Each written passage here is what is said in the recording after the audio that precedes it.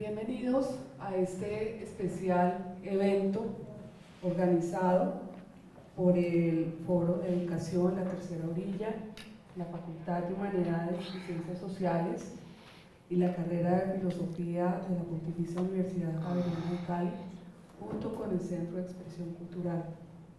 Estamos muy contentos de tenerlos aquí, tanto de manera presencial como virtual.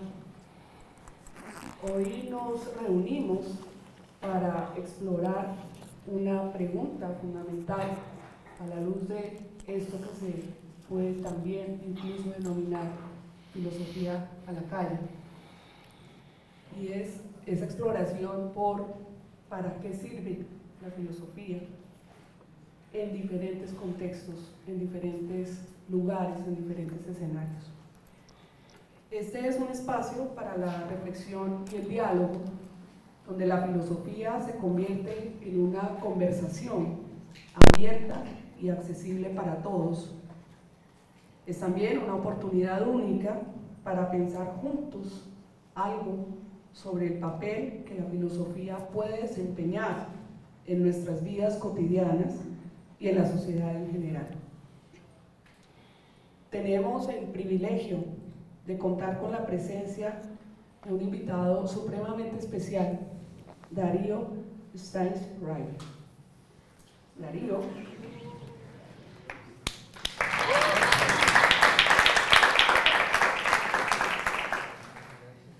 es un reconocido filósofo, ensayista y divulgador argentino, conocido por su habilidad para acercar la filosofía a un público amplio y diverso. Su trabajo se ha centrado en hacer que la filosofía sea accesible y relevante para todos, independientemente de su formación académica y antecedentes. Esperamos contar hoy con la participación activa de todos ustedes, porque este es un espacio de diálogo y queremos escuchar sus preguntas, sus dudas, sus reflexiones, sus inquietudes. Dudas y reflexiones que seguramente tendrán relación con lo que tú nos invitas a pensar hoy, especialmente desde el trabajo que publicaste hace 11 años y que lleva por título ¿Para qué sirve la filosofía?, con un subtítulo que aparece como una suerte de réplica a esta pregunta. Nos muestras tu propuesta de un pequeño tratado de la demolición, y ahí quisiera de entrada detenerme tan solo como quien piensa una obertura. Más allá de considerar que la filosofía es una disciplina académica o un saber como muchos o como otros, aparece en el horizonte de la pregunta la pretensión de utilidad, de funcionalidad, y con ello el trasfondo de una suerte de resultado. Preguntar para qué sirve la filosofía, de algún modo, es suponer que si se plantea la pregunta es porque de algún modo esperamos que sirva para algo. Y creo que definitivamente es lícito incluso preguntar qué entendemos por ese servir. Si en efecto lo asociamos con un servicio y por ello con servir, ser sirviente o ser servil. Ojalá no sea así, no sé. Ante esa pregunta del para qué sirve, los que nos ocupamos de esto, es decir, de la filosofía como asunto, hablamos como profesores de diferentes ámbitos de filosofía. Seguimos cavando nuestra propia tumba, justamente porque damos por sentado que nos ocupamos de algo. Es decir, que aquella máxima fundamental del filósofo socrático, que opta por el ocio y ve en ello la fuente del pensar, finalmente sí se ocupa de algo, del ocio. Y en ese sentido se puede empeñar por llevar a término esta misión. ¿Cómo llevar a término el ocio? Podríamos en algún momento hablar sobre ello. Suponer que la filosofía sirva, insisto, plantea varios lugares para el pensar, que sirva como el hecho de estar a disposición para el que lo necesite, que en efecto tenga una utilidad y que sin duda esté marcada por su uso. En el primer caso, el que se refiere a la disposición, podríamos decir que la filosofía salva, también cura, y aun cuando muchas veces nos haga sentir infelices y frustrados, sabemos que en ello reside la esencia de la búsqueda y el deseo mismo. El segundo caso, el de la utilidad, seguramente nos puede recordar que cuando un grupo de expertos en cualquier tipo de ciencia necesita una indagación en lo profundo, llama al filósofo. Quizá no con una pretensión de obtener datos concretos, sino con la de una minucia en la indagación. En el tercer caso, el del uso, parece loable pensar que en el relacionamiento con las cosas y con el mundo, el pensar se hace necesario, porque necesario resulta el comprender incluso lo incomprensible, y eso aplica tanto para la muerte como para el orden de lo político, por ejemplo. Así quisiera terminar para darle paso finalmente a Darío, afirmando un poco lo siguiente: indagar por la utilidad de la filosofía en tiempos convulsos o en tiempos de crisis parece cosa ingenua, justamente porque la convulsión y la crisis es la oportunidad de la filosofía. Me gusta cuando afirmas que hacer filosofía implica colocarse en un lugar de extrañamiento, colocarse en un lugar donde lo cotidiano se escapa, dices. Allí donde mora lo extraño, o mejor, allí donde está lo extraño, nadie quiere estar. ¿Ahí somos útiles? Creo que sí. En el intersticio, en la frontera, en el umbral de veras, que bellamente recuerda Heidegger, fue el lugar de la morada de Ateneo. Los dejo pues con Darío.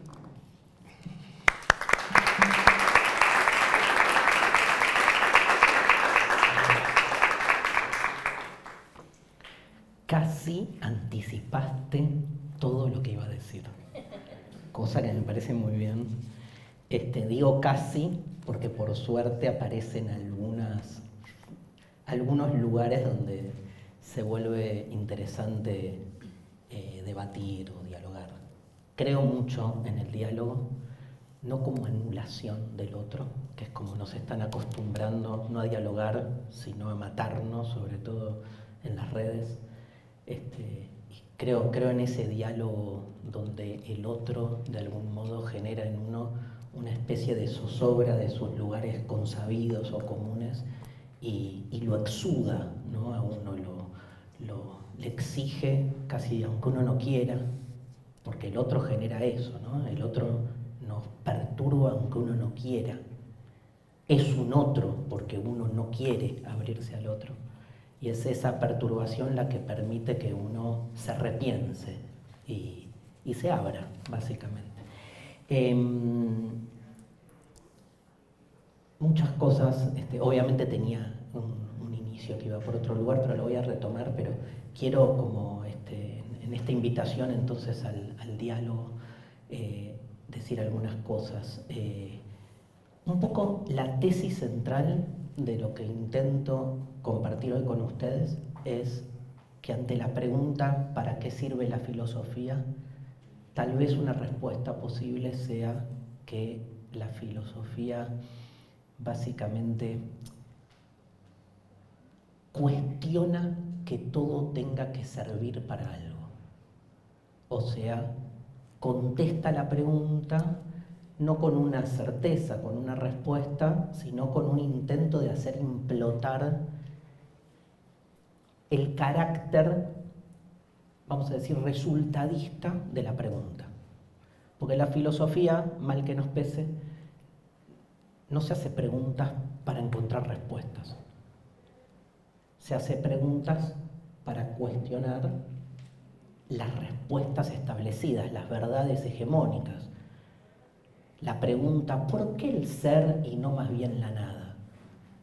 No tiene ninguna intención de ser respondida, solo si estamos domesticados e insertos en una lógica resultadista y utilitaria, creemos, como me dijo alguna vez un profesor frente a esta pregunta, la pregunta de la filosofía, él decía, hace 3000 años que nadie la puede contestar. No creo que entre los oyentes, justo de la casualidad que uno de ustedes, aparte en Argentina, decía él, pensando el origen greco-alemán, ¿no? del saber filosófico, tenga justo la respuesta. Y uno 18 años teníamos, creía que en algún momento de su carrera por ahí iba a encontrar esa respuesta que nadie encontró. ¿Por qué el ser y no más bien la nada? Cuando tal vez el problema es creer que es una pregunta que tiene una intención de ser respondida. Es el mismo tenor de la pregunta, ¿cuál es el sentido de la vida? Tal vez la pregunta que más me han hecho, voy tomando cosas que escuché, que tú dijiste. La pregunta que más me han hecho, vos que sos filósofo, ¿para qué vinimos? ¿No? Que es como que a un médico le preguntan, vos que sos médico, digamos, ¿qué tomo para el dolor de estómago? Entonces, vos que sos plomero, vos que... Claro, en la mayoría de las disciplinas hay una intención de dar una respuesta, pero como de algún modo traje el año pasado, que estuve acá también, yo creo que la filosofía está más cerca del arte que de la ciencia, aunque haya obviamente toda un imaginario y una representación de la filosofía como madre de todas las... Me mata la figura de la madre, ¿no? De todas las ciencias, porque nadie discute, digamos, ese carácter maternal que le imprime a la filosofía ser la madre. Ahora voy a hablar de mi mamá en un ratito, de todas las ciencias, pero para mí está más cerca del arte, y al arte nadie le dice al poeta, che, vos poeta, vos que sos poeta, ¿qué? Vos que sos plomero, ¿cómo cambio un cuerito? Vos que sos médico, ¿qué tomo para el dolor de panza? Vos que sos poeta, ¿qué le preguntás? ¿Cómo te inspirás? O tirame un tip para angustiarme y ver cómo lo transcribo en un poema. No sé, o sea... Pero si la filosofía está más cerca del arte, y está más cerca del arte, no porque a mí se me ocurra, digamos, puedo sostenerlo, podemos discutirlo, porque primero es un género literario, o sea, es literatura, discutamos qué es la literatura, por qué asociamos la literatura a la literatura de ficción, cuando hay muchas literaturas, ¿qué es la ficción? Es más, digamos, tal vez no haya mayor... sistema, engranaje ficcional, que grandes corpus filosóficos que son mucho más, digamos, creativos, sofisticados y estimulantes, digamos, como dispositivos de ficción en la filosofía que una obra literaria tradicional. Digo, si uno se deja llevar por toda la dialéctica hegeliana, me parece que es como mucho, pero muchísimo más provocativo como obra de ciencia ficción que cualquier no sé, película o novela de ciencia ficción tradicional. Ahora, ¿qué es la ciencia ficción? Se le dice aquí ciencia ficción, ¿no? Estamos como género, que aparte tiene como ciencia ficción con ese nombre, con ese pólemos entre ciencia y ficción, como para marcar algo fantástico, ¿no? Qué lindo término. No hay nada más fantástico que la filosofía, como dispositivo hermenéutico. Es maravilloso inmiscuirse, insertarse, dejarse llevar por la dialéctica hegeliana y desde ahí poder entender desde un estuche hasta una cucaracha qué lugar tiene en el mundo. Ahora, otra cosa es que eso sea verdadero, pero yo qué sé, digamos, el salto desde las palabras a las cosas, el que se precie de poder dárselo, o sea, hay que justificarlo, ¿no? Que uno tiene esa capacidad. Me parece que, nada, como que en ese sentido, digamos, vuelvo y sí, dejo muchas cosas abiertas, pero hay en la pregunta de para qué sirve la filosofía, y vuelvo al tema de la pregunta y la respuesta, no hay una intención de buscar una respuesta. Las preguntas de la filosofía, para mí, tienen el mismo propósito que tiene una canción, que tiene un poema, que tiene hasta incluso una novela. Busca perturbar, busca desenmascarar también. Ahora nos metemos con los tiempos convulsos, digamos, busca también desmitificar, molestar, ¿sí? No se hace preguntas para encontrar respuestas, se hace preguntas para cuestionar, como decíamos, las respuestas establecidas. No, los problemas filosóficos no tienen solución. Es una locura pensar que un problema filosófico, ¿no?, es como tiene una solución, como tiene una solución, repito, que se me inundó el baño porque se rompió un caño. Eso tiene una solución, está acá, se llama Sebastián, es mi plomero. Porque yo no puedo, no sé ni lo que es un caño. Y viene Sebastián y arregla. Mal, porque cada tanto se vuelve a inundar, digamos. Pero bueno, conversamos con Sebastián mucho. Su hija estudia psicología, entonces hablamos y él me dice, ¿para qué sirve para mi hija se perdió, me dijo la primera vez, se puso a estudiar psicología, ¿para qué sirve la psicología? No hay un parangón con, no sé que me voy a morir. No tengo un Sebastián acá en el celular que venga y me diga, tranqui Darío, está resuelto, digamos, el problema. Así como está resuelto el caño, está resuelto el problema de tu finitud. Y si viene uno y me lo dice, no le creo, digamos. A Sebastián le creo, hago mal, ¿no? Porque uno cree que hay situaciones cotidianas que se resuelven. La filosofía, para mí, no resuelve problemas, los crea. Es inverso el sentido. Por eso es inverso el sentido de la pregunta. El problema es que la pregunta está articulada lingüísticamente del mismo modo como está articulada lingüísticamente la pregunta que busca una respuesta. Entonces uno tiene la inercia de creer que las preguntas filosóficas tienen una respuesta final y que esa respuesta final es el objetivo de la pregunta. No.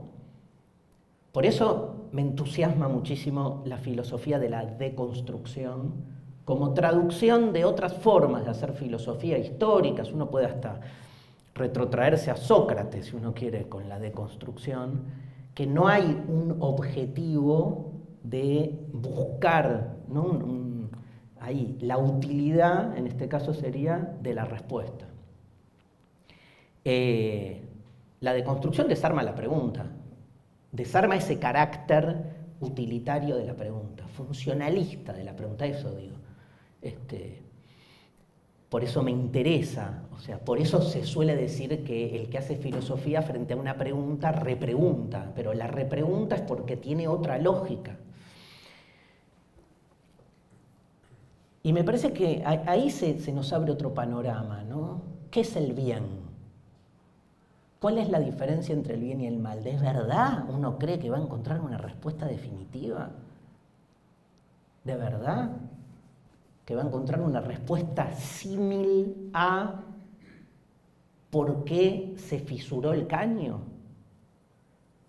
Hasta estoy más tentado, me voy a la mierda con esto, pero no importa, hasta estoy más tentado a pensar que la pregunta de por qué se fisuró el caño tiene mucha más lógica perspectivista, o sea, tiene mucho más el modo de la pregunta filosófica al revés, o sea, prefiero que cada detalle de la existencia se nos vuelva problemático y no pensar que Sebastián tiene la experticia de saber dónde se fisuró, yo qué sé, digo, más con un montón de esas situaciones que vivimos en lo cotidiano donde uno no entiende por qué hay humedad en la pared y puede ser mucho más conflictivo que entender la naturaleza ontológica de la existencia de Dios.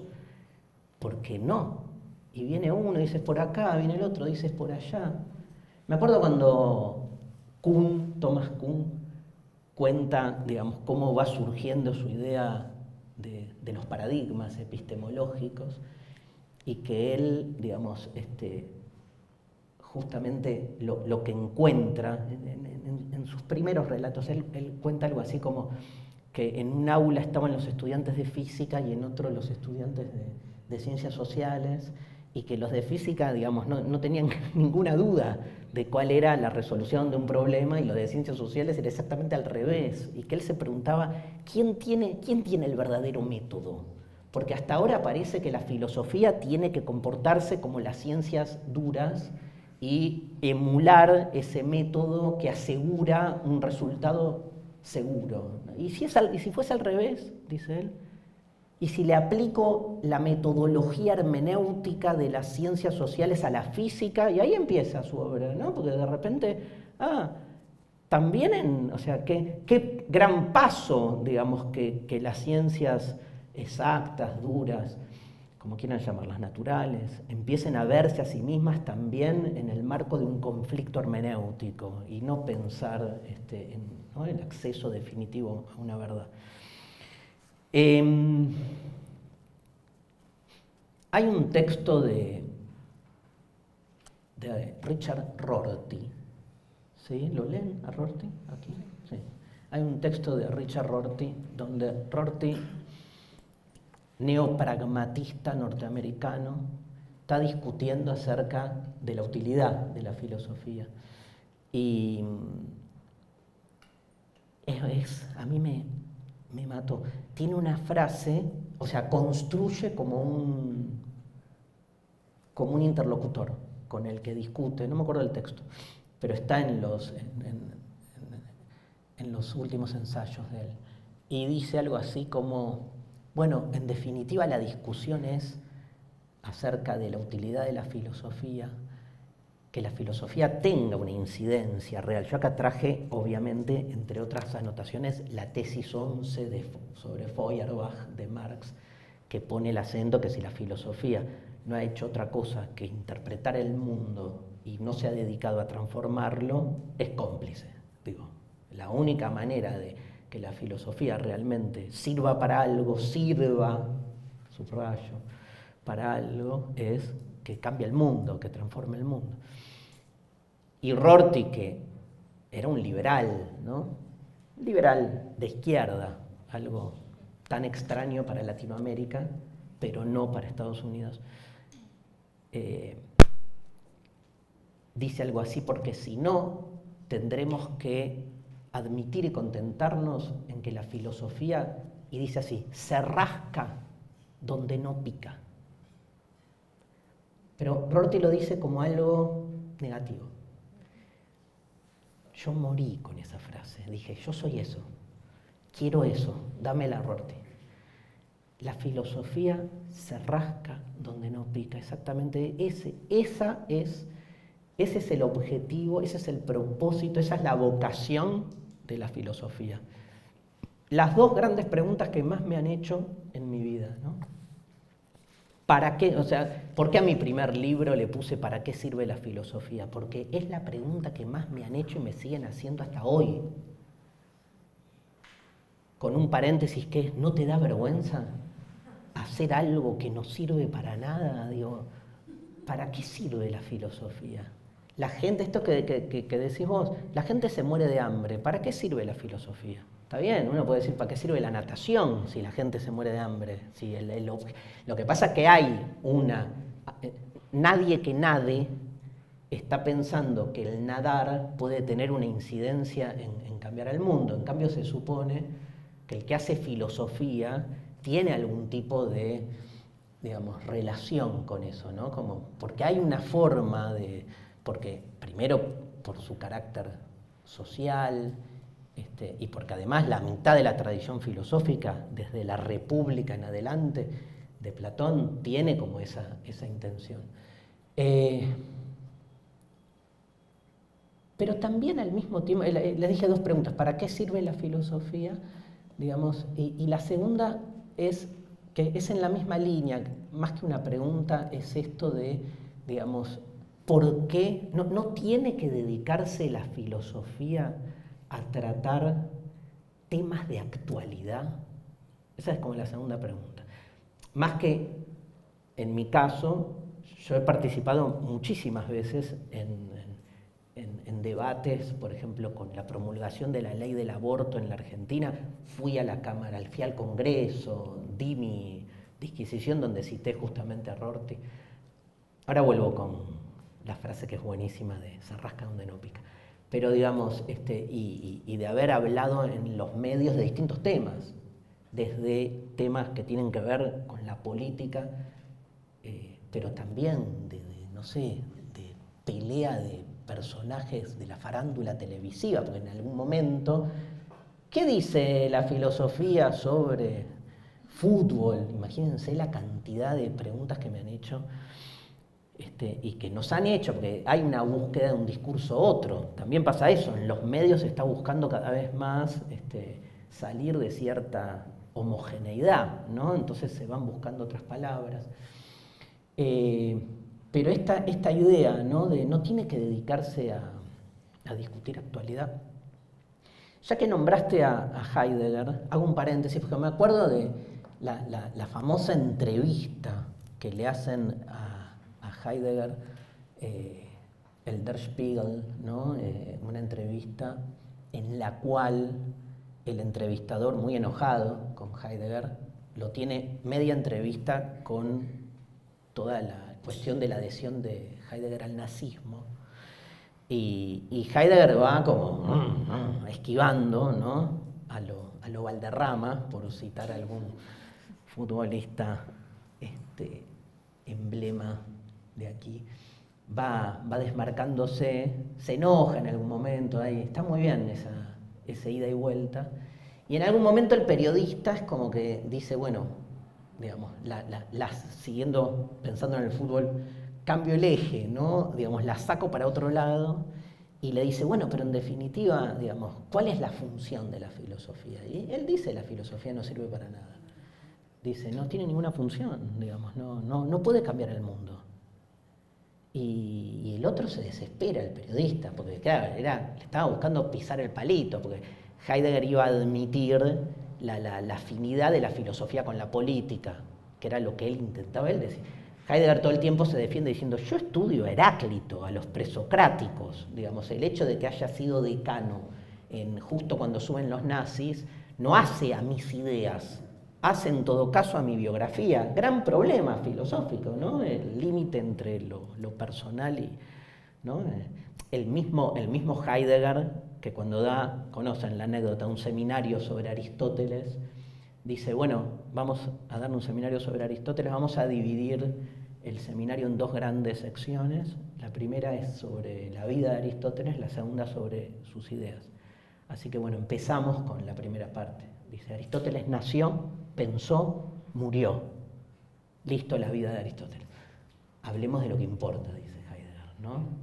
Entonces, ¿a quién le importa la vida de Aristóteles a la hora de entender la diferencia entre usía, sustancia y accidente?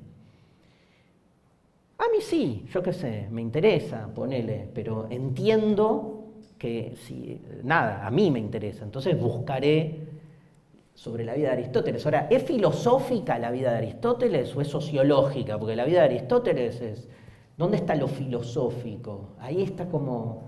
Pero Heidegger se está defendiendo, obvio, porque nada, o sea, quedó pegado, digamos, toda su vida. Entonces dice, ¿no? El periodista se desespera y dice, pero entonces porque aparte le da una vuelta, lo pueden bajar está el PDF ahí dando vuelta en internet, le pregunta como, digamos, sobre, digamos, al final este tipo de filosofía que usted pregona, no lo dice, pero se rasca donde no pica, ¿no? Y le dice el periodista, y en contra de todo su planteo que está cuestionando la sociedad tecnocientífica y todo lo que usted dice de volver al ser y no sé qué, lamento decirle que en este mundo, dice el periodista, ¿qué tema? Los periodistas, ¿no? Otro gran tema filosófico de nuestro tiempo, le dice, todo funciona. Todo funciona. ¿Para qué se rasca donde no pica? Se sube un avión y funciona. Se sube un ascensor y funciona. este micrófono funciona. Yo hablo y ustedes me entienden, todo funciona. Y Heidegger le dice que ahí está el problema, que todo funcione y que creamos que el sentido de la existencia está en que todo funcione, en que todo sirva para algo, en definitiva es eso. O sea, la filosofía intenta, desde donde puede, llevar a los confines, a los bordes, el problema de la utilidad, desactivarlo en algún punto, yo creo que es por ahí, ahora lo vamos a ver, y preguntarse, ¿para qué sirve? Digamos, ¿sirve para que todo funcione? Sí, si el objetivo, si el propósito de la existencia es que todo funcione, la filosofía no tiene sentido, está claro. Porque el axioma primigenio de la filosofía es que tal vez el valor de la utilidad se ha vuelto tan hegemónico que no nos damos cuenta que es un valor más y que como tal puede ser desarmado, reformulado, desactivado, como dice por ahí Agamben, ¿no? Digamos, desactivar, quitarle como cierta prestancia inobjetable de que las cosas no pueden ser de otro modo que así. El periodista insiste, le dice, ¿y entonces? Y Heidegger tira la frase más famosa de ese texto, que es, bueno, ¿usted quiere saber, digamos, si hay esperanza todavía? Bueno, dice, solo un Dios puede aún salvarnos. Y es escándalo, ¿no? Porque, como un Dios, si es filosofía esto, como Dios. No dije Dios, dije un Dios. O sea, solo algo de otro tenor.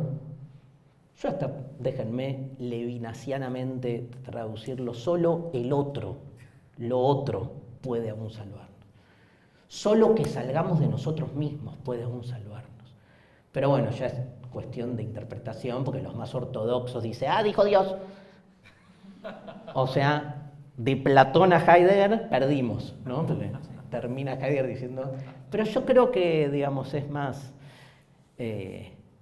Hay que leer toda la entrevista. Piensen que es una entrevista, no es un tipo que está escribiendo y pone solo un Dios puede aún salvarnos después de pensar 20 años en una tesis como en Ser y Tiempo. Digo, acá es una reacción, ¿no? Él pide que la entrevista no se publique hasta después de su muerte. De hecho, muere a los 3 días, la publican, pero tiene 10 años. 10 años antes de la muerte fue.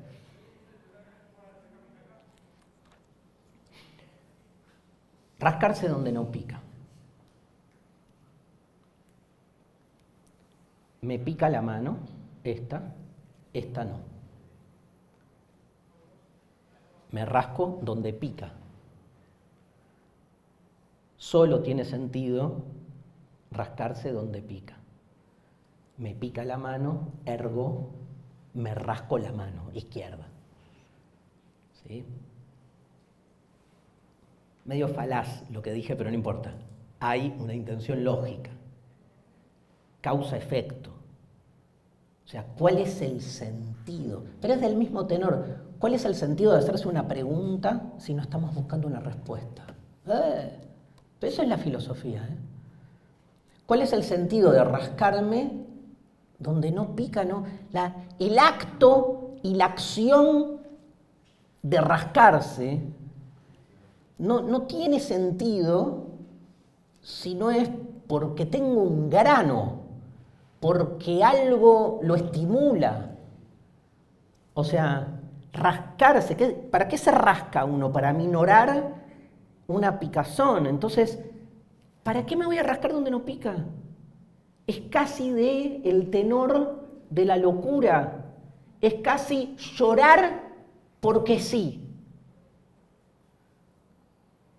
Calculo que si todos ustedes están acá un viernes a las 10 de la mañana en una charla de filosofía es porque más de una vez han llorado porque sí.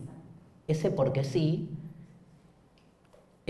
nos coloca en otro lugar de nuestras preguntas existenciales. Algo nos conmueve.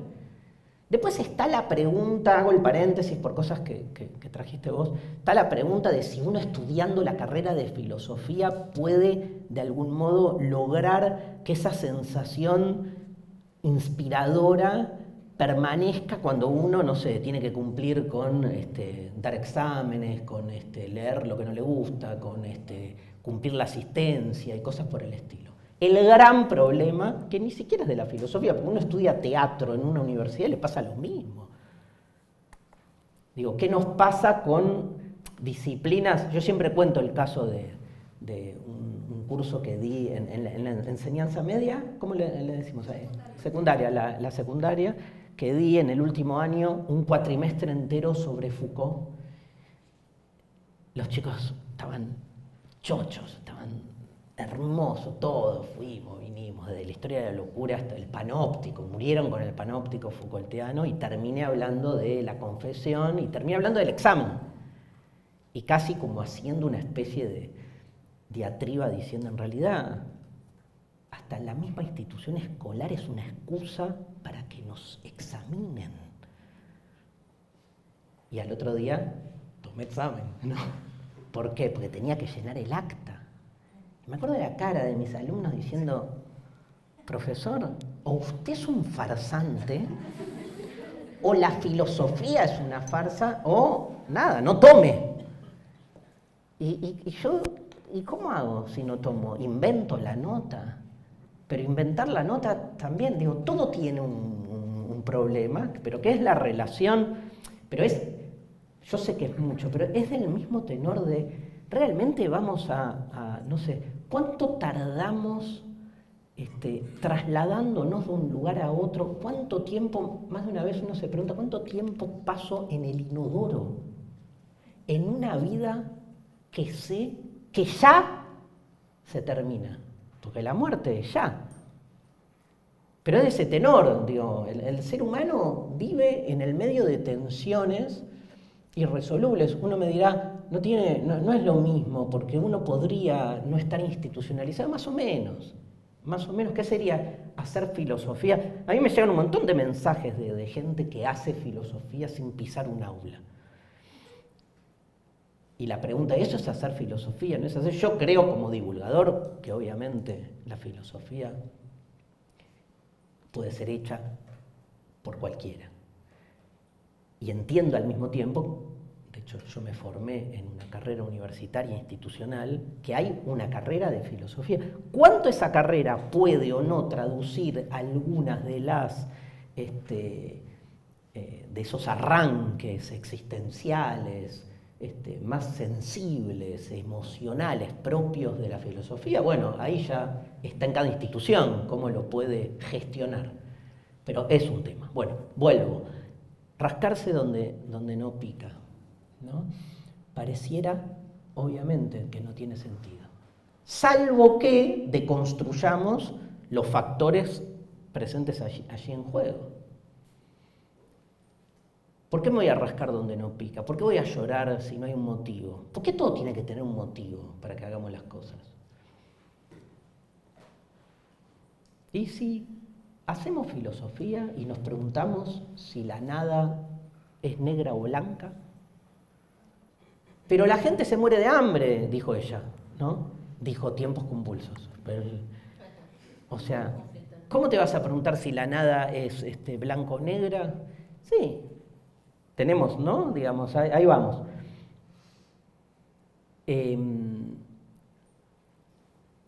Cuando nos preguntamos si la nada es blanca o es negra, nos estamos haciendo una pregunta que intenta escapar a lo que nuestra actualidad define como los temas de los que hay que hablar. Y ahora vuelvo al rascarse, ¿eh? Pero ahí hago otro paréntesis. ¿Cuál es la diferencia del lenguaje filosófico para hablar de actualidad? Porque si no es, che, vos que sos filósofo, ¿qué opinás del avance de la nueva derecha? Pero, digamos, Heidegger, si me dedico a la filosofía presocrática, ¿por qué mi voz va a ser interesante? No, uno puede decir, porque hay algo en la forma en que la filosofía piensa los fenómenos que puede ser diferencial. Ok, pero la forma en que la filosofía piensa los fenómenos es no ir de frente a los fenómenos, porque eso es lo diferencial. Pero entonces no estoy respondiendo a la inquisitoria de la urgencia que la coyuntura exige que uno, digamos, traiga, ¿no? Porque me preguntan o te preguntan sobre, no sé, el paro de los camioneros y uno dice, hablemos del poder. No, te estoy preguntando sobre, ¿está bien o está mal? No, hablemos sobre los binarios, dice la filosofía. Como el bien o mal, nada. ¿No? La verdad, la diferencia entre el bien y el mal, dame 3 minutos que te empiezo a encontrar cómo son mucho más amigos el bien y el mal de lo que parece. No, está bien, pero ¿está bien o está mal el paro? Bueno, chao. O contestás y entonces, digo, hacé filosofía, porque hacer filosofía es eso, es patear la pelota fuera del campo, es ver el campo de juego desde otro lugar. O sea, si estás adentro, digo, por el modo en que pensamos de qué trata hacer filosofía, porque ese está a mí me encanta abordar temas de coyuntura. ¿Cómo? Intempestivamente. ¿Qué es intempestivamente? Por fuera de los modos en que se articula el tiempo de la actualidad.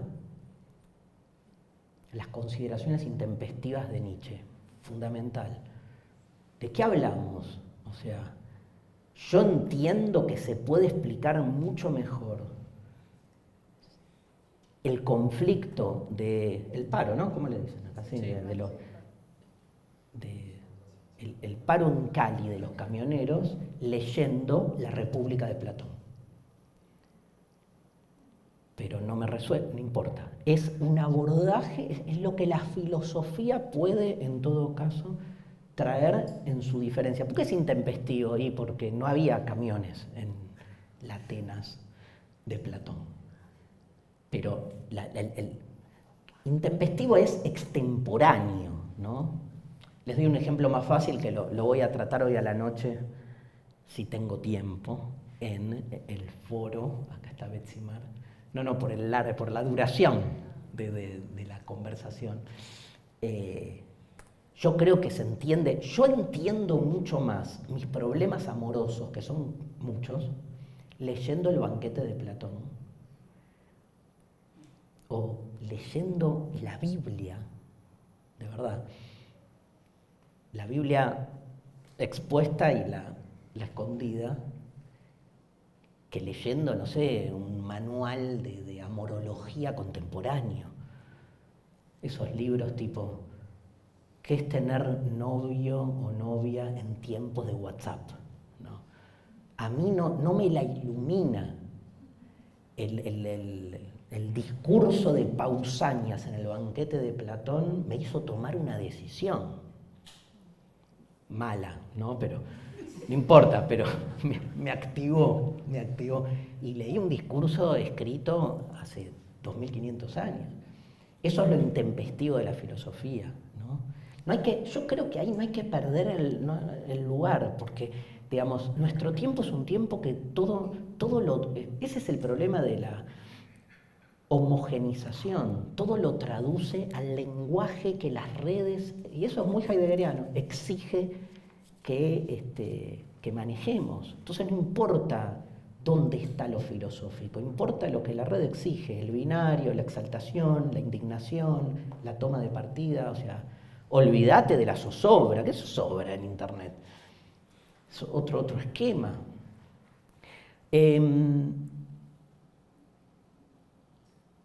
¿Me ayudan? ¿Por qué me rascaría donde no pica?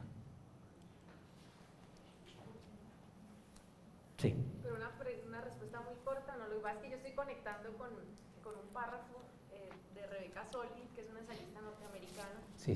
una guía sobre el arte de perderse. Y ella dice en qué se parece el arte y la ciencia. Y hace nos lleva una imagen muy interesante, y es que dice, la ciencia y el arte viven al borde del misterio. Pero la ciencia va y pesca este misterio como un pescador con su red, de hecho habla así, y lo saca y lo disecciona, y bueno, ya sabemos lo que ocurre. El arte, por el contrario, nos adentra en ese oscuro mar. Y ahí llegamos a lo que tú estás diciendo. Y a mí me parece como una paradoja porque la utilidad reside en la inutilidad. Y permitir estar ahí abajo, prestamos un tanque de oxígeno para permanecer ahí observando ese misterio, rascándose donde no pica. Me encantó. ¿Qué es eso? Me encanta la respuesta, ahí voy. Creo que sí, la palabra, ¿no? Paradoja o aporía, tiene que ver con una de las definiciones. Yo traje un par de definiciones de filosofía, no sé si vamos a llegar, pero como para discutir un poco esto, y hay una de ellas que es de Derrida. Derrida dice que la filosofía es la experiencia de lo imposible, que es un poco como traes esta imagen, la experiencia de lo que es imposible tener experiencia, de algún modo, ¿no? Entonces es como intentar forzar o ver qué nos pasa cuando llegamos al confín. Aporía es, no hay más paso, ¿no? Etimológicamente es como la imposibilidad de traspasar. Pero por ahí de lo que va la filosofía es justamente en pensar esos imposibles. Nacimos para morir, ya somos paradojas con patas, o sea, es increíble. Entonces, pensar esa paradoja, esto, ¿no? De este ejemplo que traes tú me parece clave, ¿no? Cómo poder, porque ¿qué hace esa paradoja? Va desarticulando esas otras formas en las que uno está arrojado y cree o entiende el mandato o la exigencia de que tiene que cumplir con determinadas cuestiones. La paradoja desarticula todo, salvo que uno crea que la paradoja es una falta, que no tiene un sentido real y que debe resolverse. Si uno a la paradoja la asume como inspiradora y no como, digamos, necesaria de ser resuelta, cambia el eje, ¿no? Sí. Yo estaba pensando que a veces la filosofía se centra pues mucho en el pensar y en el razonar, pero yo también considero que es algo que pasa por el cuerpo y en ese sentido nos inquieta un poco igual que el arte, nos conmueve como tú decías, y yo creo que en esa cuestión que es más corpórea, no sé, sensitiva, nos mueve y nos lleva como a rascarnos justo donde no pica. Me encantó, porque sí, gran pregunta filosófica, la relación que traes tú entre lo mental y lo corporal. Porque es cierto que la filosofía ha hecho, además, se ha jactado justamente de ese dualismo de diferenciarse del cuerpo. La pregunta es qué es hacer filosofía con el cuerpo, ¿no? Uno de los programas de televisión que hago yo, que se llama Mentira la Verdad, sus últimas temporadas tiene de subtítulo Filosofía con el cuerpo. Y lo he hecho con un ballet de danza, donde hemos hecho ahí distintos temas. ¿Qué significa, digamos, esa diferencia? Porque ahí empieza como los dilemas, ¿no? Digo, la mente es cuerpo. Nietzscheanamente te diría todo es cuerpo. Entonces, en realidad, el dualismo es que una parte del cuerpo cree, ¿no? Y ha elaborado la idea de que no es cuerpo, ¿no? Como el humano que ha elaborado la idea de la desanimalización. O sea, no nos sentimos ni cuerpo ni animales. Nietzsche tiene una frase un final, un remate en el Zaratustra, que dice algo así como el día, a ver si me lo acuerdo bien, el día que uno de los dioses se creyó el único, el resto se murió de risa. Pero se murió el resto, entonces quedó uno, digamos, es increíble, ¿no? Se murió de risa, pero se murieron. Y quedó uno que vino y creó este mundo. Y entonces está esa idea monoteísta, cuando en realidad, bueno, acá es un poco lo mismo. La mente es cuerpo, pero que en algún momento, digamos, es como que olvida su origen. Rascarse donde no pica es devolvernos a la corporalidad, total. Me encanta la vuelta. Igual hay algo como, digamos, gracias a ambas, hay algo más inmediato, que es, me rasco porque me da placer. Porque en algún punto el aminoramiento del dolor, de la picadura, tiene algo de placer, el mismo placer que cuando te estás haciendo encima y todo decís, da placer orinar, es raro, pero da placer porque estás de algún modo despojándote de algo que te estaba causando dolor, ¿no? A ver, ¿quién más? Sí. Pues la piel como una forma de como escarbar, ¿no? Me encanta. Ese límite que de pronto también les ponías como explorar si está todo realmente, si pica todo, pero no sabemos. Es eso, me encanta. O sea, ¿cómo no va, tomo lo que dices, ¿no? Digamos, el problema en cómo la filosofía, ¿no? Como esa idea de que la filosofía lo que de algún modo hereda del pensamiento originario es la resolución de enigmas. ¿Quién dice eso? Giorgio Colli, en un libro que se llama El nacimiento de la filosofía, dice que en realidad la filosofía, vieron que cuando hacemos filosofía tratamos de pensar como medio de descubriendo enigmas, ¿no? Como pensando casi oracularmente, ¿no? Que es algo que nace en la narrativa filosófica casi como herencia de esa vieja forma en que los sabios se relacionaban con los enigmas. Bueno, digo, en este caso, ¿qué estamos encontrando, si querés, como enigma? Que en realidad hay un supuesto aquí que no está, que puede ser cuestionado, que es que hay partes de nuestro cuerpo que no pican. Todo pica. ¿Cómo no va a picar esto si nacimos para morir? ¿Cómo no va a picar esto si la mitad del mundo se muere de hambre? ¿No será que tenemos la mitad del cuerpo anestesiado? Y por eso no caemos, no somos como más comprometidos con la existencia.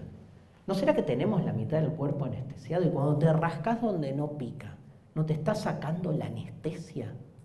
Entonces la filosofía, haciéndose preguntas que parecen que no tienen sentido, de repente vislumbran caminos. Después de 4 meses de discutir si la nada es blanca o negra o si la nada es o no es, te das cuenta que las grandes discriminaciones de la historia se construyeron a partir de la idea de que el otro discriminado es la emulación de la carencia. Entonces, el nene tiene pito, la nena no tiene nada, la nada. Occidente tiene la cultura, ¿no? Los pueblos originarios no tienen nada. El blanco y el negro, que no tiene color, no tiene nada. Nada. Mira qué importante discutir la nada. Pero por ahí si discutís la nada, digamos, de un modo así como más frontal, se pierde, ¿no? Hay algo de rodeo en la filosofía, pero es un rodeo que lo que busca es salir del enceguecimiento de la luz, porque lo que más nos enceguece es que todo esté demasiado iluminado, ¿no? Esto que decía ella ahí en a orillas del río, de conectar con el misterio. Y conectar con el misterio no es un acto religioso en el peor sentido del término. Conectar con el misterio es conectar con lo dado. O sea, pensala como quieras. Despertaste y había algo ya. O sea, nosotros, no lo humano, el ser se da porque hay algo dado. Hay algo dado. Entonces, es al revés. O sea, todo pica porque en el fondo no hay fondo. Hay un misterio insondable que creemos que podemos domesticar, disciplinar. Incluso la idea de hermenéutica, ¿no? de arte de la interpretación, viene de Hermes, es un Dios que trae noticias, no se sabe de dónde. Y no hay que saber de dónde, hay que interpretarlas. Pero no hay que saberla porque el que dice yo sé de dónde, es como, y no te voy a confiar. O sea, si alguien viene y te habla en nombre de la verdad, salí corriendo. Porque no, claramente está buscando como, está proyectando algo propio ahí. Sí. Yo había pensado en algo mucho más sensorial. Sí. Cuando uno accidentalmente pasa por un lugar de la piel o se rasca en un lugar y no sabía que picaba, pero se da cuenta que sí pica. O se da cuenta que sí siente algo allí y es como, hey, esto no estaba y no me hubiera podido dar cuenta de esta sensación si yo no hubiera pasado como con el gesto, no sé, de la mano o con el gesto corpóreo de pasar por ese lugar. Totalmente. Porque está tan rutinizada nuestras prácticas corporales cotidianas que, ¿no?, es como detenerse, digo, traspongo esto a otras prácticas como del mismo tenor, ¿no? Como, nada, caminar. Y uno dice, caminar es siempre caminar hacia algún lado. Caminar es siempre caminar hacia algún lado. Hasta que un día te vas a dar una vuelta. ¿A dónde vamos cuando vamos a dar una vuelta? A no ir, es a desactivar el utilitarismo del caminar desde su direccionamiento disciplinar, porque claramente hay que caminar hacia algún lado, porque tenés que llegar, porque todo el sistema está erigido en que todo tiene que tener su utilidad y seguramente tenés que llegar rápido, porque tenés que hacer cosas y ese hacer cosas es lo que hace que uno sienta que es productivo y la productividad es un valor que no cuestionamos. Entonces, ¿no? Me acuerdo de ese personaje de Baudelaire, el flâneur, una especie de ambulante que camina a ningún lado, ¿no? Pero es lo mismo que el rascarse donde no pica, digamos. Uno va de frente y decide como sustraerse, ¿no?, a la lógica productiva y bueno, obviamente te habilita otras formas. Mira, les voy a contar una anécdota muy extraña, pero ¿qué tiene que ver con esto? Yo tengo 3 hijos. El menor tiene 13. Ayer estuvo en el Monumental viendo el triunfo de Argentina sobre Chile. Nada, no importa. Estuvo con 2 amigos ahí, me mandaban mensajitos. Hoy juega Colombia, ¿no? ¿Con quién? Perú. ¿Con quién o contra quién? Gran pregunta. Perú, perfecto. Bueno, viene bien Colombia, viene jugando muy bien. Mi hijo, Teo se llama el menor. Le puse Dios de nombre, así de una, así no había conflicto filosófico. Y entonces, cuando tenía 3 años, hace 10 años, vivimos una situación de esas que yo después tomé y me quedé para... Siempre le digo que hablo de él con este ejemplo. Y bueno, fue pasando por distintos estados. Primero no hables de mí, después habla mucho de mí. O sea, fue pasando. Pero pasó lo siguiente. Yo estaba cocinando una sopa de remolacha, una sopa polaca que se llama borscht. Estaba cocinando con una cuchara de madera que la cuidaba muchísimo yo, que me la había traído de la zona norte de Argentina. Y entonces soy muy como detallista, me gusta mucho cocinar, es como mi bajada, ¿no? Mente-cuerpo, digamos, o sea, demasiada filosofía, cocino, juego al fútbol y no pienso ahí. Es como, y estaba cocinando y llega Teo. Y me dice, 3. Me dice, ¿me das? La cuchara quería. ¿Para qué? Para jugar. Yo le digo, anda a tu habitación, que tenés el cuarto lleno de juguetes, jugá con lo que tenés ahí, ¿no? Miren la estupidez que digo, porque la estructura elemental del deseo es justamente, papá, como tengo el cuarto lleno de juguetes, nada me interesa, entonces no me llenes más, vengo a buscar lo que no tengo, así que dame la cuchara. No me lo dijo así, ¿no? Pero... Y entonces yo me resistí y le digo, bueno, tomá. y agarra, salpicando la remolacha que no sale de nada, agarra así la cuchara y dice, con su vocecita, ¡en guardia! Dame la cuchara, pará, me arrepentí en el momento. Pará, papá, y hace, se pone a cantar. Dame la cuchara, pará, pim, pim, pim, pim, Harry Potter. O sea, en 30 segundos mi hijo convirtió la cuchara en una espada, en un micrófono y en una varita mágica.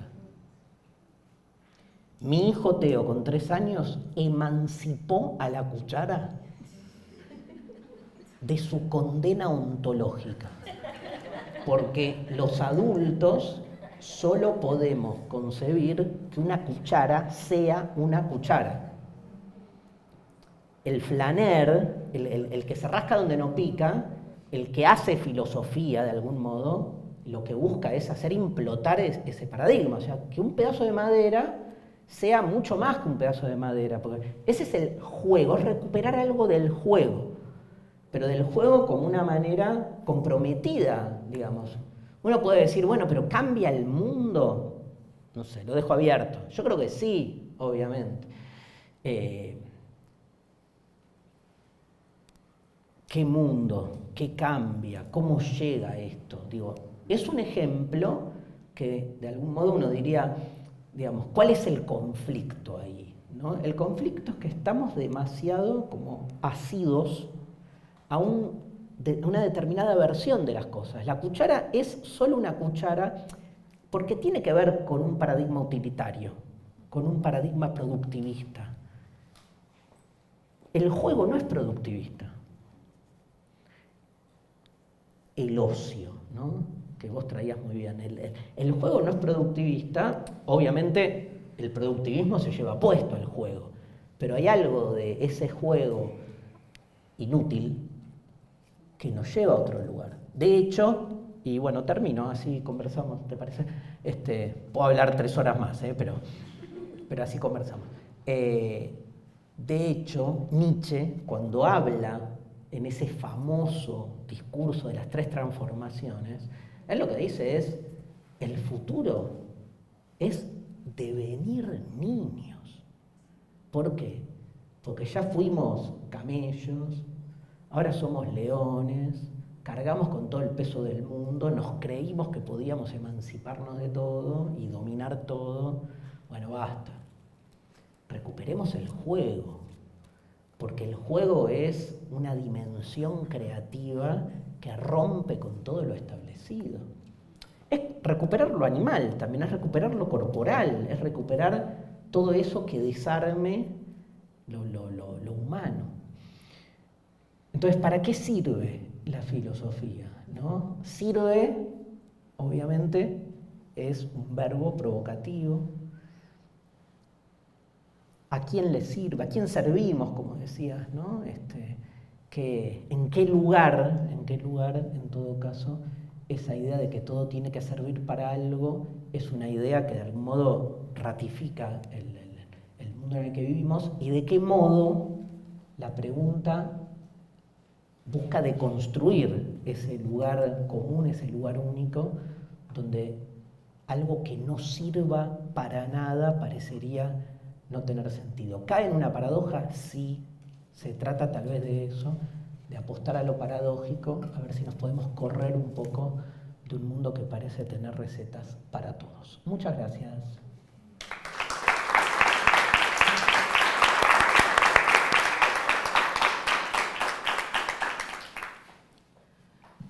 Gracias, Darío. No solamente es una conversación fina, sino que nos deja varias ideas como por recuperar. No seré yo quien lo haga, sino todos los que nos acompañan. Me llama mucho la atención no solamente todo lo que traes sobre las diferentes formas de demolición que están presentes obviamente en esa obra a la que hacíamos mención hace unos instantes, sino que también me parece muy oportuno aquello de las implicaciones del servir, ¿no? Casi que uno podría decir que también se trata de ese saber servir o el servir saber, habría que jugar un poco con esos términos. Y bueno, que sea esta la oportunidad para agradecerte justamente toda esa forma, digamos, amplia de lo que significa pensar y preguntar para qué filosofía y para qué filosofar incluso.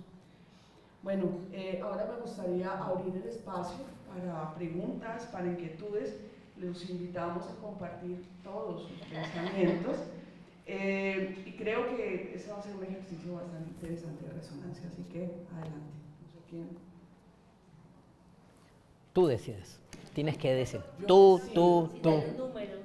Okay. Tienes que Vamos dar a- la palabra. Bueno, yo voy a dar la palabra, pues. Dile. Darío, muchísimas gracias a ti, a la decana Ivonne, a la vicerrectoría del medio universitario y también a todos y todas que están aquí. Creo que es sumamente importante como programa de filosofía, pero también como aquellos que tenemos inquietudes y estamos aquí, ¿sí? Tú hacías la pregunta sobre, y aprovecho para que nos des tu perspectiva, ¿sí? Acá hay estudiantes de filosofía, hay estudiantes de psicología, hay estudiantes de otras carreras, pero también aspirantes y también otros que nos gusta solo ser y estar, ¿sí? Y sin embargo siempre se nos ha exigido ese carácter servil y utilitario, porque constantemente una cosa es lo útil y otra cosa es lo servil, pero digamos que ese es un juego macabro que está. Digamos que tú decías rascarse donde no me rasca. Y yo lo pensaba desde una cuestión semántica, como ¿por qué no? O como afirmación, ¿por qué no? ¿Sí? Y creo que ese es el carácter que tiene la filosofía de hacer subversión, no como esa episteme quieta, sino la versión que subyace siempre, que está subterránea y que nos está moviendo a buscar hacer eso, a subvertirnos en el mejor de los sentidos, no porque seamos díscolos y nos sacamos de lado, sino porque emanan otro tipo de preguntas. En esa medida, digamos que el programa de filosofía que la Javeriana Cali tiene una perspectiva y es filosofía en, para, desde, hacia el contexto. Ahí hay muchos, digamos,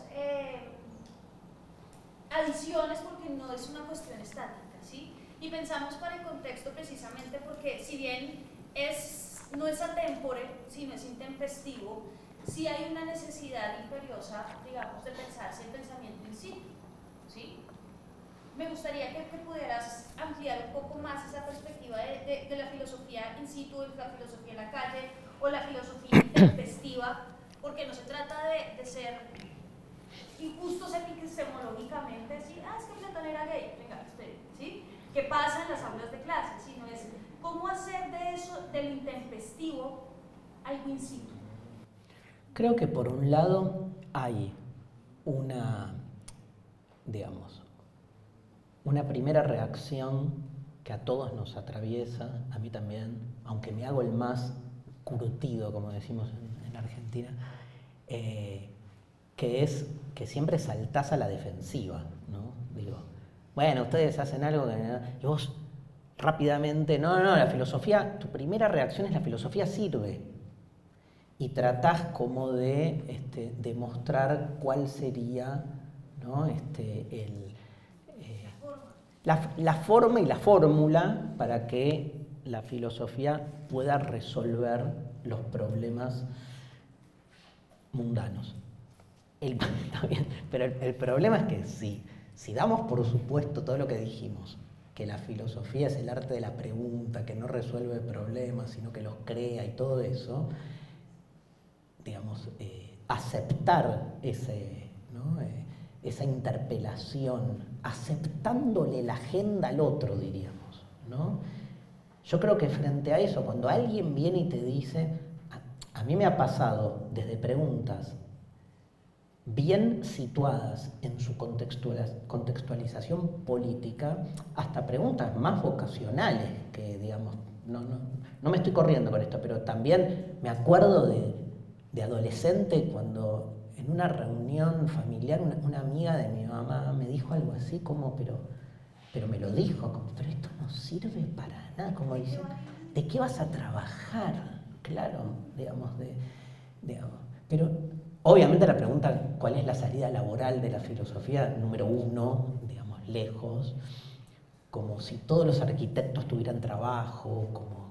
Yo creo que hasta proporcionalmente debe haber más trabajo para los de filosofía, tomando desde la docencia, la investigación, que de esas grandes carreras tradicionales que muchos no tienen, digamos, trabajo en lo que se supone que estudiaron.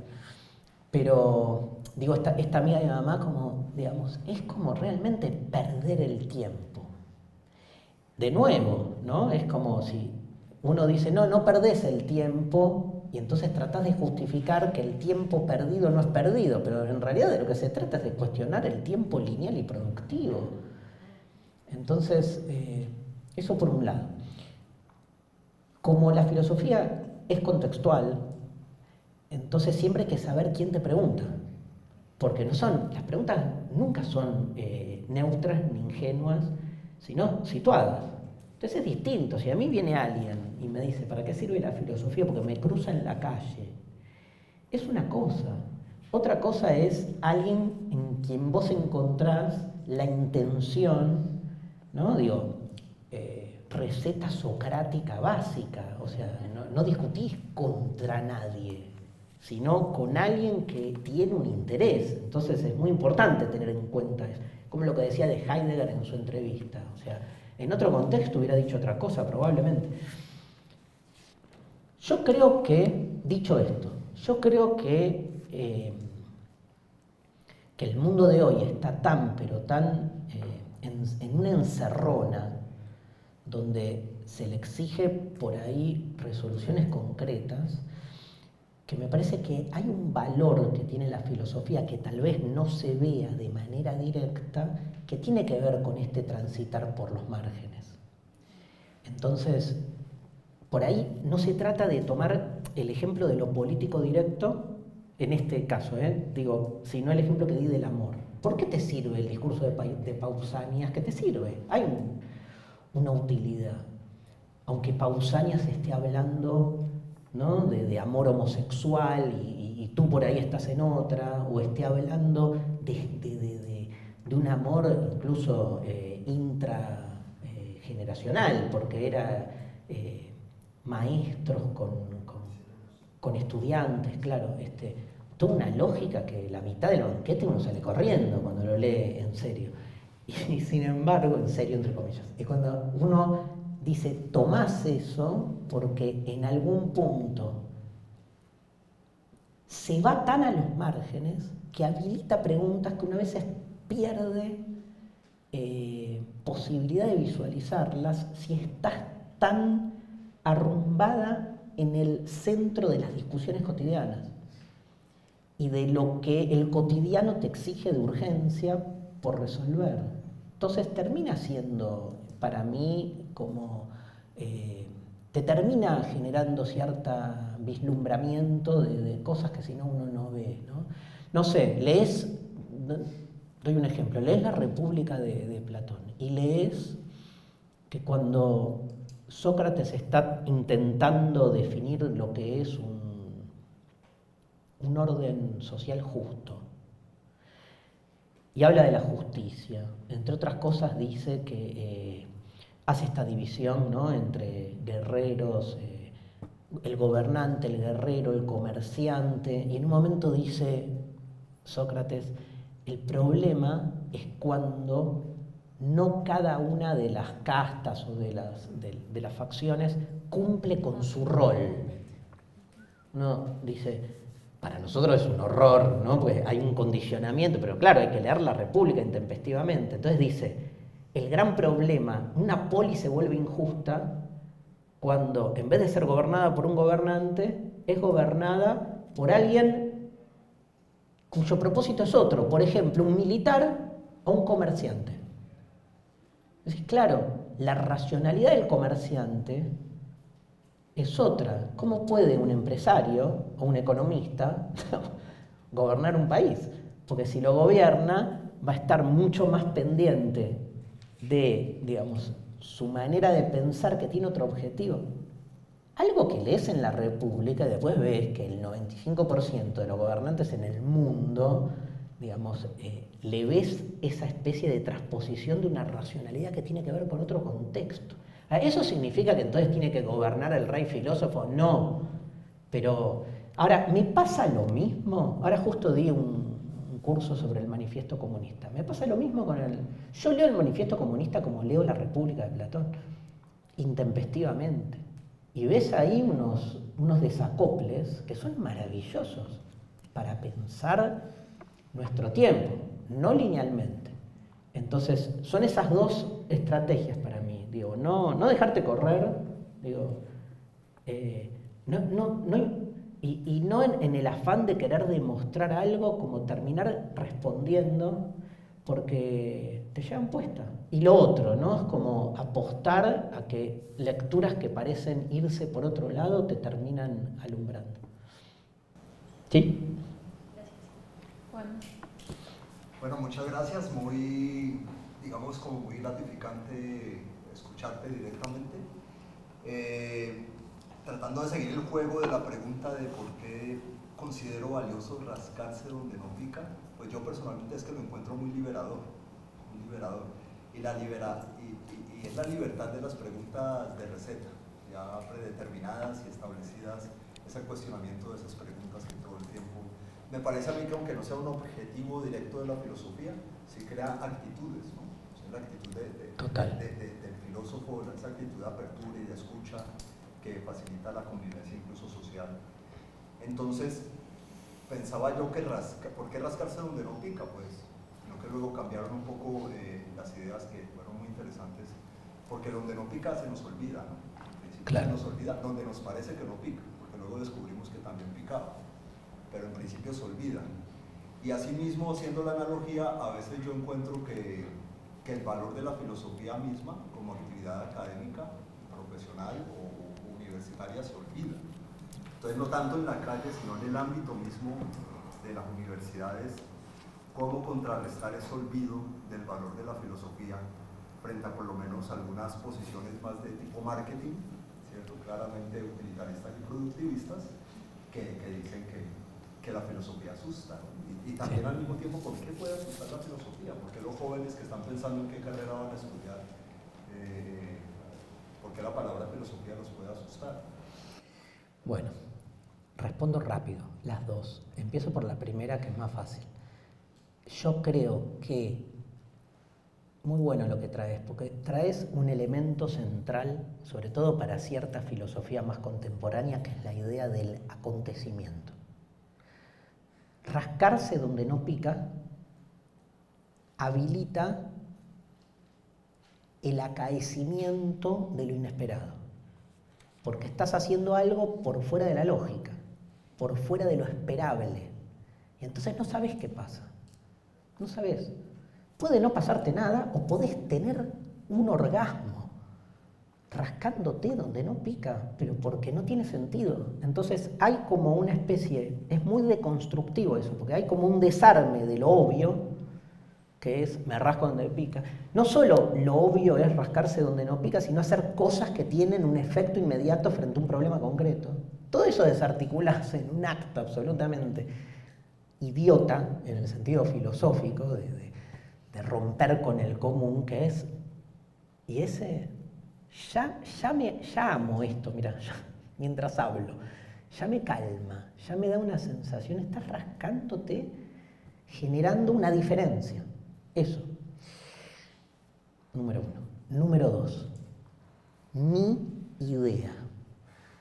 Si no, yo estaría en la academia. Mi opción fue salirme. No la defiendo, ni juzgo al que no lo hace, solo mi opción fue salir. Le debo todo a la academia, allí me formé, pero nunca sentí luego de eso que fuese un lugar en el que pudiera plasmarse lo que a mí me realiza, que no significa, digamos, que alguien no se realice en una cátedra haciendo su carrera, pero porque a mí, lo que a mí me realiza, tiene por eso no lo digo ingenuamente, tiene un poco que ver con lo que tú traes, que es que a mí me interesa inspirar.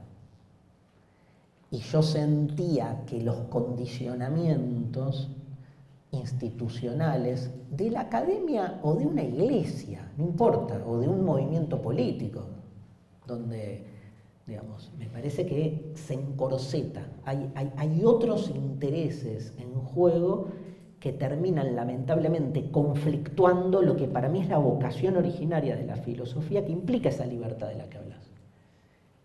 Entonces, es como, ¿viste? En el fondo estás pisando el palito, o sea, subvertís, emancipás, pero no podés cuestionar, por ejemplo, no querer dar un examen, claro, digamos. Entonces es como, ¿cuál es el límite ahí?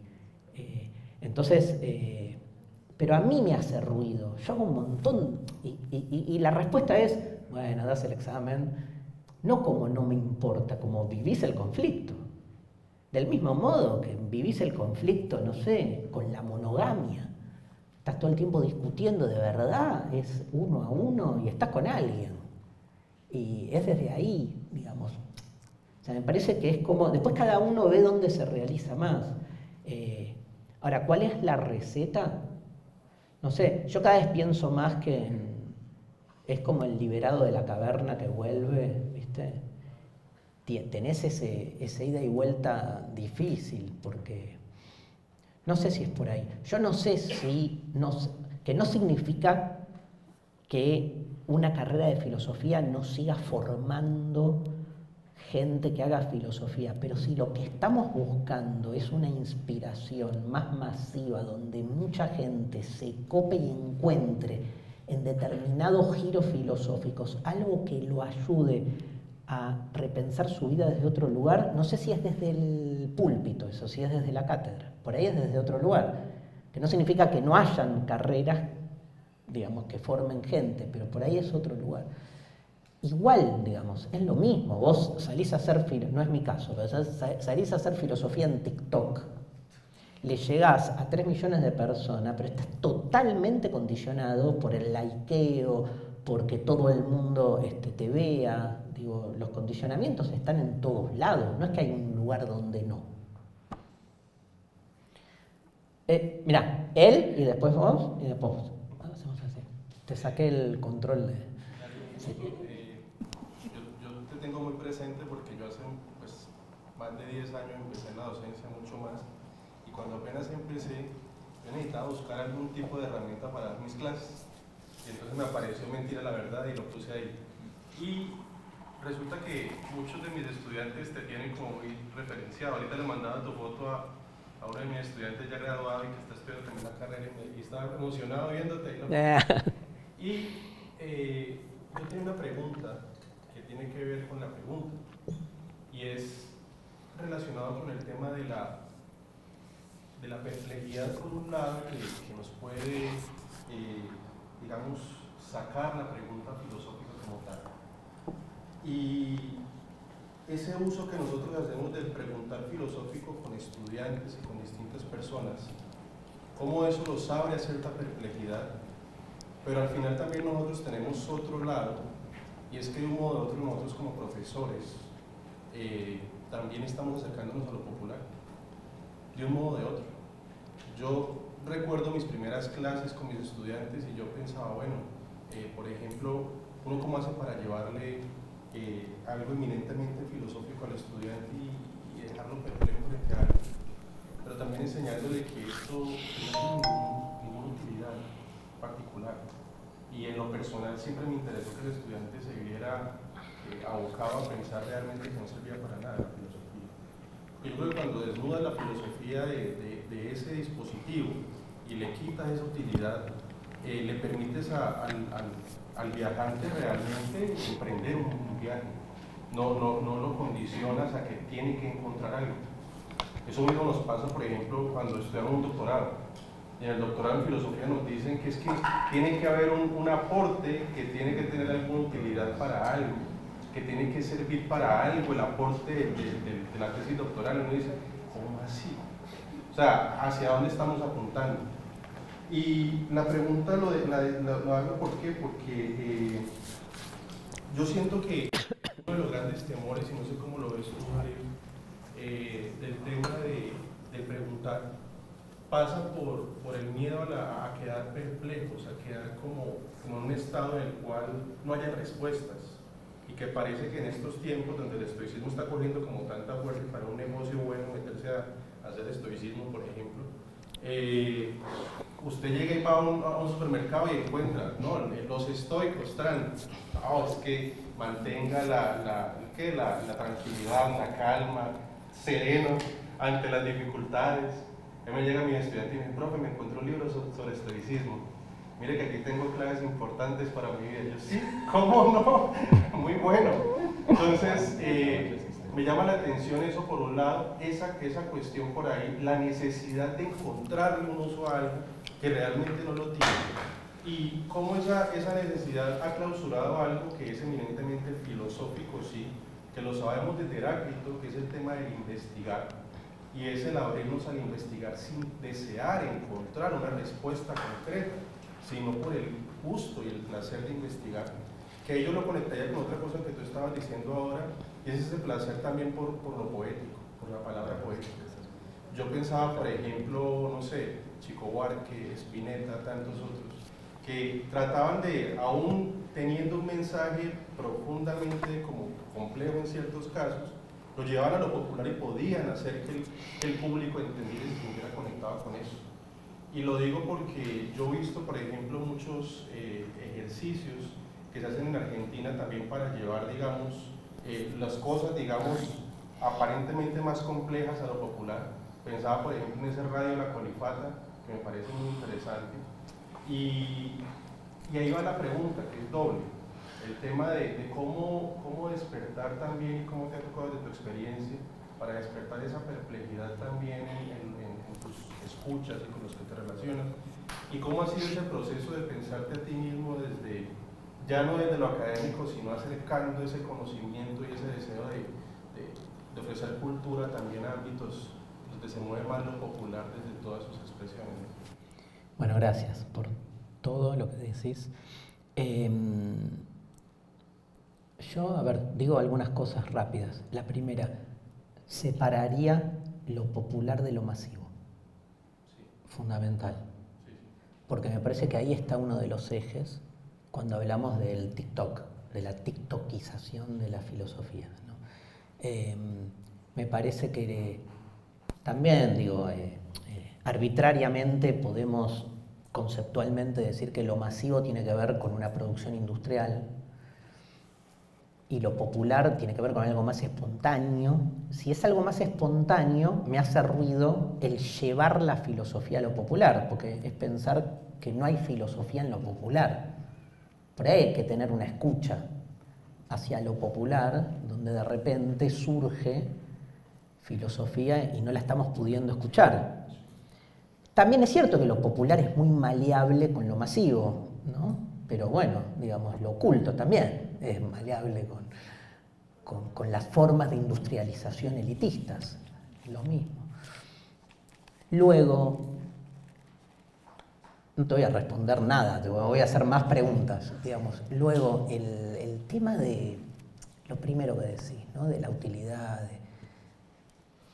de este lugar en el que se pone el filósofo cuando tiene que de algún modo argumentar o justificar qué es lo que hacemos.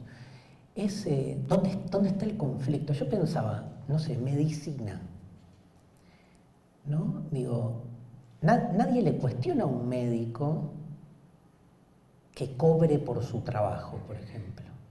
Y sin embargo, se supone que uno estudia algo que también tiene una impronta vocacional, salvar vidas. Y sin embargo está absolutamente mercantilizada la actividad.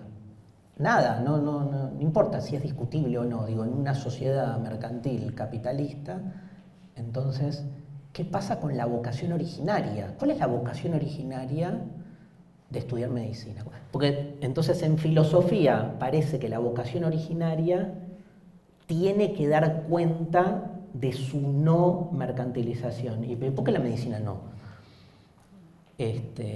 cuando también en lo vocacional hay algo, digamos, muy parecido a la filosofía. Y lo último, yo te diría esto, y en esto increíblemente soy más optimista de lo que parece. Yo creo que un mundo que va cada vez más cerrándose en prácticas como endogámicas, ¿no? Como son las propias de nuestros dispositivos tecnodigitales, habilitan mucho más el deseo dionisíaco por el desborde. Porque los bordes son cada vez más estrechos, donde la sensación es cada vez de más agobio. Entonces, no sé cuál es el medio, el camino, si es desde esas mismas redes, ¿no? Esta idea de, digamos, al sistema se lo infecta desde adentro, ¿no? O si es, digamos, que el adentro está cada vez más compacto, que hay un deseo de salir. Yo siento, al revés, que hoy hay cada vez más deseo de perderse, de romper con ciertos dispositivos. No siento que sea un mundo vacío de sentido, creo que está colapsado de sentido. Lo que pasa es que es un sentido uniforme, industrial, serial. Y entonces la propuesta de la filosofía más desde la perdición me parece mucho más convocante hoy. Hay que llegar, ¿no? Obviamente. Ahora, de ahí a contar cuántos ingresantes hay en una facultad, no es por ahí, porque si no nos quedamos en la chiquita. ¿Sí? ¿Está bien? ¿Señor? ¿Sí? Bien. ¿Tú? Muchas gracias, Darío, por venir. Bueno, yo estaba pensando en diferentes cosas.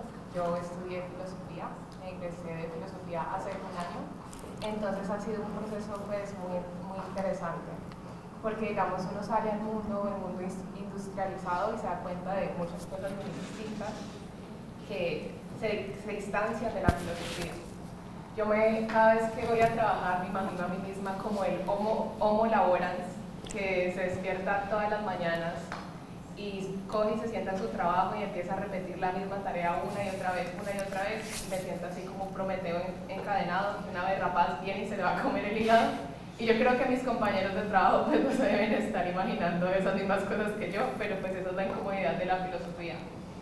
Y yo me estaba preguntando cómo es posible vivir una vida filosófica en la sociedad del rendimiento.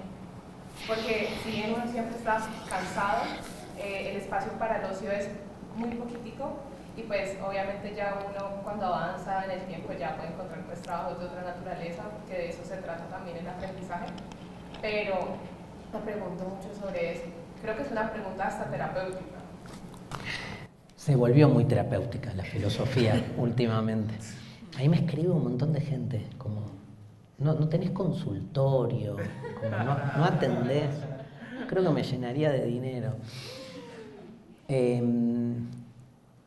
Retomo con algo que me quedó. Esto va a ser lo más polémico que voy a decir toda la mañana. Lo del estoicismo. Vi que hay un libro que está como bestseller. Un montón no, pero vi uno.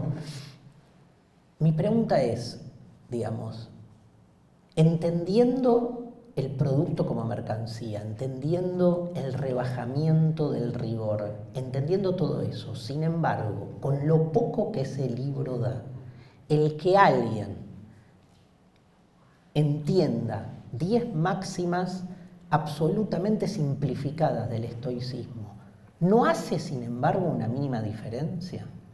Esa es la pregunta que me hago, ¿sí? Digo una cosa más, digo una cosa más. ¿No hace una diferencia? Y lo último, digamos, salgamos nosotros de nuestra celosía, que es, ¿y cómo hablar del estoicismo si no hizo un doctorado en filosofía antigua? Bueno, por suerte, digamos. Por suerte no lo hizo, no sé. Pero hay que salir de ahí también. Yo feliz de que la palabra estoico esté en todos lados. En todo caso, daremos debate si está mal usada, pero digo, hay un primer paso que a mí en un mundo que rehuye de la filosofía, me parece que está bueno. Sí, ahí vuelvo, Esperá porque es...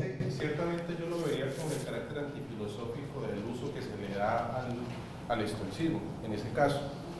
Si tú tienes unas máximas, pero no estás motivado internamente a seguir las máximas, sino que lo haces a través del mercantilismo, se vuelve una moda, seamos así, actuemos así, y no hay como una motivación, digamos, genuina. Pero no sabes, te sigo, hasta ahí voy, pero no sabes cómo puede impactar.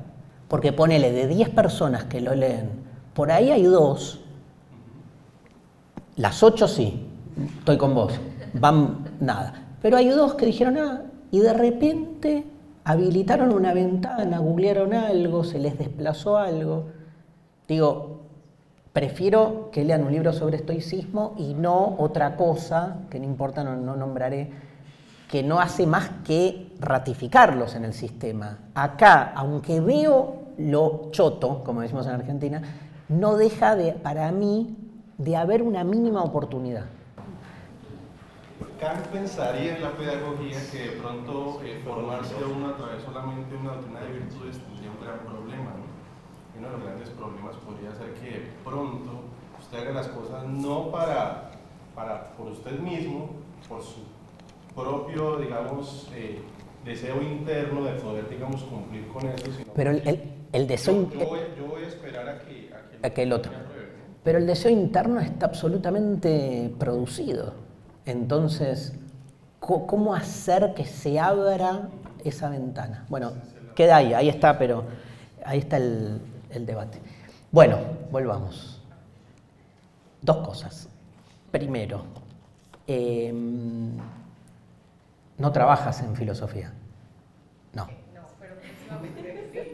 No, pero te quiero decir que seguramente, dime tú, si no, nosotros cuando damos por vez número 1000 la explicación de la segunda meditación metafísica de Descartes y explicas el cogito ergo sum, yo me siento repitiéndome, diciendo lo mismo, del mismo modo que estaría en una fábrica de carteras poniendo una hebilla.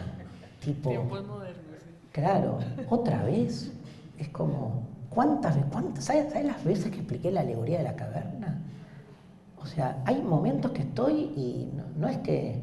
Porque, ojo, porque ahí tú le das una virtud a la filosofía, como que la filosofía no se deja encorsetar por el repeticionismo, por la rutina. También pasa, digamos, y pasa mucho, y hay que poder... Obviamente puede resultar, piensa uno, más simple, depende del estudiante que tengas enfrente, digamos.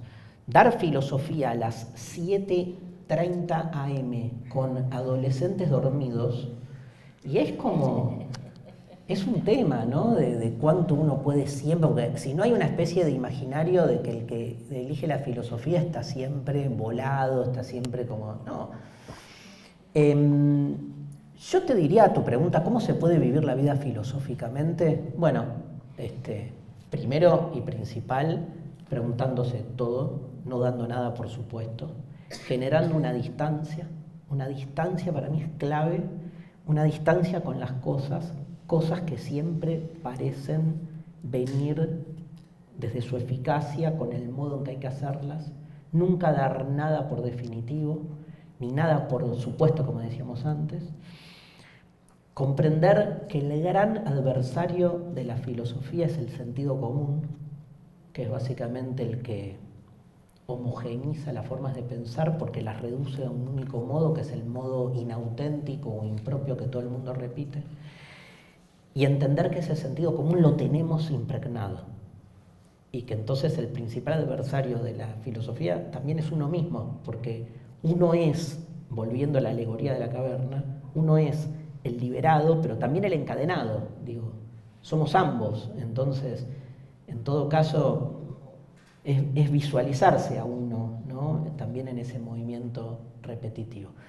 A mí me gusta mucho, últimamente, tuve mi etapa, la sigo teniendo, por Derrida, por la deconstrucción, que es como afrontar todo desde ese lugar. Últimamente me gusta mucho como una forma de la propuesta biopolítica de Agamben, por ejemplo, que tiene que ver con esto de la desactivación. Algo de lo que vos dijiste al principio sobre la diferencia entre utilidad y uso. Entonces, desactivar las cosas que uno hace, ¿qué es desactivarlas? Es sacarlas del lugar en el que están en el engranaje social general, que las mune de cierta solemnidad, de cierta obligación. Eso que en el amor a veces nos sale más fácil, ¿viste? Que uno no es que hace las cosas porque está de novio, sino que logra como desactivar el mandato. Eso, la desactivación es quitarle, es volver a lo que decía de Nietzsche y el juego, de la cuchara, jugar un poco con las cosas. A mí me parece una buena forma de vincularte filosóficamente con lo que uno hace, desde lo familiar hasta lo laboral, ¿no? Hola. ¿Tus charlas son terapéuticas? Mira, te quiero decir algo antes de que me digas. Yo he tenido y sigo teniendo personas que me dicen: yo pongo tus charlas para irme a dormir,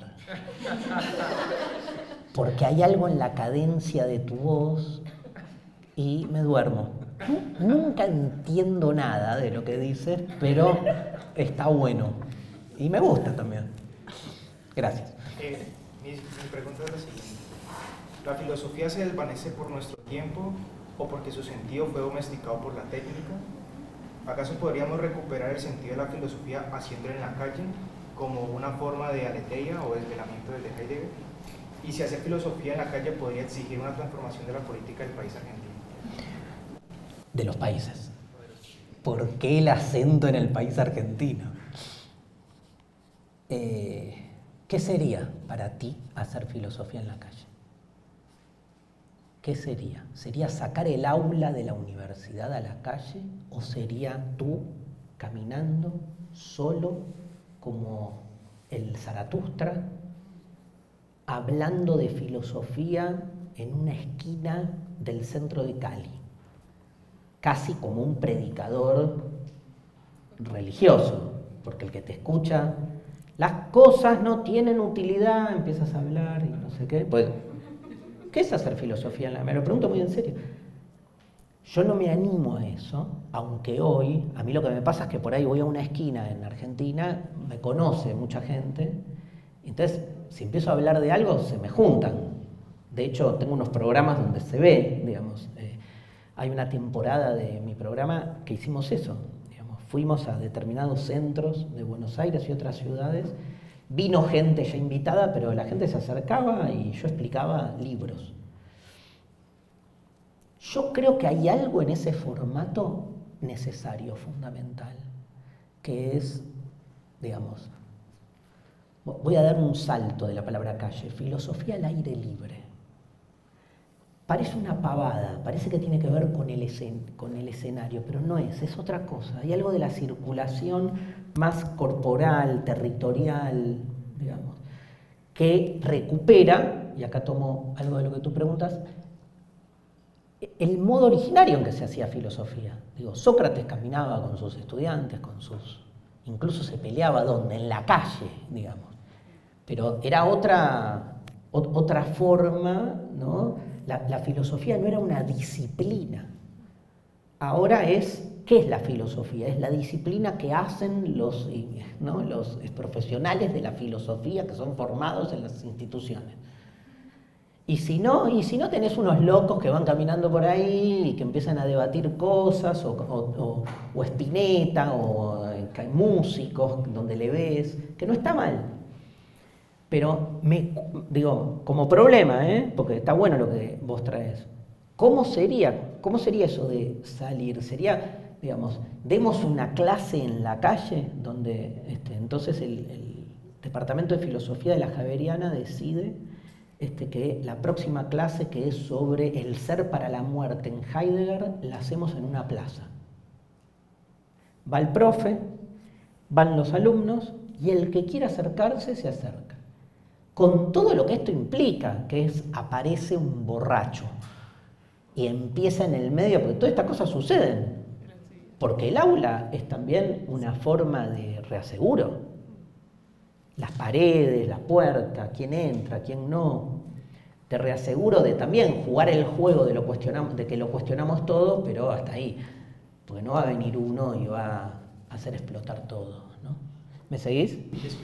O sea, para mí sería explicar de manera simple lo que se oculta en las creencias de las personas. Entonces, ese sería como el enseñar la filosofía. Porque no creo que la filosofía se encuentre ni en el aula, ni en la academia, ni en el libro, sino incluso ya habías mencionado de que la persona nunca que haya estudiado filosofía puede hacer filosofía, porque entiende cierta parte de que algo se está ocultando, hay algo detrás, fuera de lo que vemos a simple vista. Entonces, Heidegger habla del filosofante en la caverna, de que él debe entrar a las sombras y hacer de que los que están encadenados sean amigos del filósofo. Entonces, me encanta. Entonces, ahí te sigo más con esta. Lo primero se entendió, igual lo otro, pues está bueno. Bien, tomo lo que decís y ahí mi respuesta sería, entonces, se puede hacer filosofía en cualquier lado y lo puede hacer cualquiera. Puede hacer este objetivo que vos traés, puede hacerlo un músico, puede hacerlo un periodista, puede hacerlo, digamos, puede hacerlo alguien con sus amigos una noche que están tomando unas cervezas y lo que introduce es una forma de pensar que contamina y hace que todos nos vayamos pensando desde otro lugar. Eso es lo que a mí me gusta. Esa es la filosofía que a mí me gusta recuperar y divulgar porque pienso que se va como desparramando y entonces genera una transformación. Y esa transformación la veo posible, ¿sí? Luego, ¿cómo se traduce esa transformación en cómo vota el ciudadano en una sociedad a la hora de elegir un gobernante? Cada vez estoy más pesimista. Pero debería haber una correlación, salvo que en esa especie de interrogación radical se cuestione también todo sistema, incluso en lo político. Puede pasar que te pegue desde ese lugar. Con lo cual la última parte de tu pregunta no puedo contestar. No sé, y acá sí tomo algo que dijo ella al principio, que es la vieja pregunta, digo, la gente se muere de hambre, ¿puede hacer filosofía? En general te dicen no, es como algo para los que viven sobradamente. También uno puede decir, me muero de hambre. No, o sea, la pregunta de ¿por qué me muero? ¿Por qué me tocó? No es una pregunta que no, es muy prejuicioso también pensar que el que la está pasando mal no piensa. Es una especie de elitismo filosófico importante que encubre algo de lo que dice él, ¿no? Que justamente en esa espontaneidad es la que más sale a luz, ese deseo de pensar desde otro lugar. Escúchenme, me tengo que ir. Paramos acá. Quedaron preguntas, pero para la próxima. La noche, vengan a la noche. Voy a hablar del amor, algo que no le importa a nadie, y de la absoluta inexistencia de la media naranja. Así que vean si les conviene o no. Bueno, muchas gracias, gracias. Gracias